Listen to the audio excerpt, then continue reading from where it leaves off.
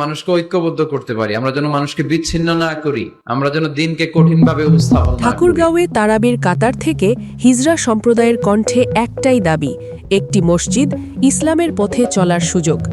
পবিত্র রমজান মাসের সূচনা লগ্নে ঠাকুরগাঁও জেলার এক গুচ্ছ গ্রামে এক ব্যতিক্রমধর্মী দৃশ্যের অবতারণা হয়েছে। তরণগুচ্ছ গ্রামে একটা মসজিদের জন্য খুব খুব খুব হাত অনুরোধ করে আপনাদের কাছে বলতেছি যে আমাদেরকে একটা মসজিদ করে দিবেন। সমাজের প্রান্তিক হিসেবে পরিচিত হিজরা সম্প্রদায়ের সদস্যরা তারাবির নামাজে কাতারবদ্ধ হয়ে দাঁড়িয়েছেন।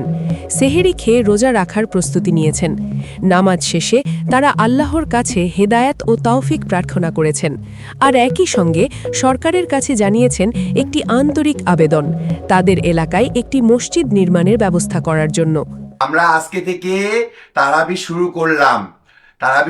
আজকে সেহরি খেয়ে কালকে বৃহস্পতিবার থেকে আমাদের রোজা পালন করব আমরা।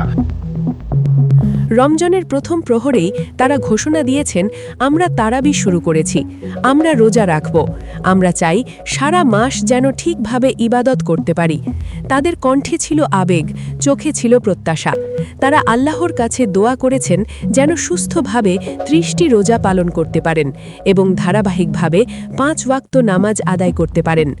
হিজরা সম্প্রদায়ের সদস্যরা জানান, তারা দীর্ঘদিন ধরেই ধর্মীয় চর্চার প্রতি আগ্রহী। অনেকেই কোরআন পড়তে পারেন, অনেকে কোরআন শিক্ষা নিচ্ছেন। তবে একটি স্থায়ী ও স্বীকৃত ইবাদতের স্থান না থাকায় নিয়মিত জামাতে নামাজ আদায়ে প্রতিবন্ধকতা তৈরি হয়। জরুরি একটা মসজিদ করে দিলে আমরা খুব ভালো থাকবো। আমরা হিজড়ারা নামাজ পড়তে পারবো 5 ওয়াক্ত। তাদের দাবি স্পষ্ট, একটি মসজিদ প্রয়োজন। তারা বলেন, আমাদের এখানে একটি মসজিদ হলে আমরা নিয়মিত 5 ওয়াক্ত নামাজ জামাতে পড়তে পারব। একজন ইমাম থাকবেন যিনি আমাদের নামাজ পড়াবেন, কোরআন শেখাবেন, দিন সম্পর্কে বুঝিয়ে দেবেন। তাদের মতে মসজিদ কেবল ইট পাথরের ভবন নয়, এটি হবে তাদের আত্মিক আশ্রয়। সেখানে তারা জুমার নামাজ, ঈদের নামাজ এবং অন্যান্য ধর্মীয় অনুষ্ঠান পালন করতে পারবেন। এতে তাদের ধর্মীয় জীবন হবে সুসংগঠিত, শৃঙ্খলাবদ্ধ ও সঠিক পথে পরিচালিত। সম্প্রদায়ের পক্ষ থেকে বলা হয়, আমরা কোরআন শিখছি, আমরা বিশ্বাস করি কোরআনের চেয়ে শ্রেষ্ঠ শিক্ষা আর কিছু নেই। যদি এখানে একটি মসজিদ হয় তাহলে আমরা পড়ব, আরও অনেকে পড়তে পারবে, এটা সবার জন্য ভালো হবে। নামাজ শেষে তারা সরকারের সংশ্লিষ্ট দপ্তর, জনপ্রতিনিধি ও সমাজের বিত্তবানদের প্রতি হাত জোর করে আবেদন জানিয়েছেন। তাদের গুচ্ছ গ্রামে একটি ছোট হলেও স্থায়ী মসজিদ নির্মাণের ব্যবস্থা করা হলে তা হবে তাদের জন্য এক নতুন অধ্যায়ের সূচনা।